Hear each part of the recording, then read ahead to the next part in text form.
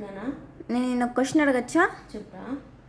ఒక మనిషి బతికుండంగా ఎప్పుడు చనిపోయినట్లు అనిపిస్తుంది? మనం మనలాగా కాకుండా ఇంకొకరిలాగా ప్రవర్తించాలి అనుకున్నప్పుడు, అది ఇంకొకరి కోసం వాళ్ళకి నచ్చిన వ్యక్తిలాగా మనం నటించినప్పుడు మనం చనిపోయినట్టు అవుతుంది.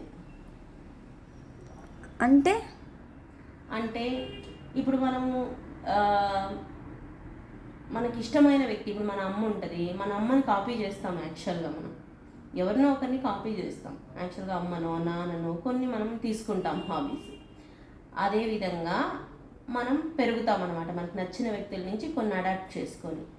అలా అడాప్ట్ చేసుకున్న తర్వాత ఒక సర్టన్ ఏజ్ వచ్చిన తర్వాత, ఇప్పుడు ఫర్ ఎగ్జాంపుల్ నేను నిన్ను ఇష్టపడుతున్నాను అనుకో, నువ్వు ఇంకొకరిని ఇష్టపడుతూ ఉంటావు.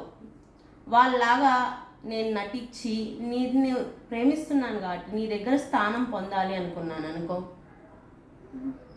అప్పుడు నేను నా ఉనికిని కోల్పోయినట్టు.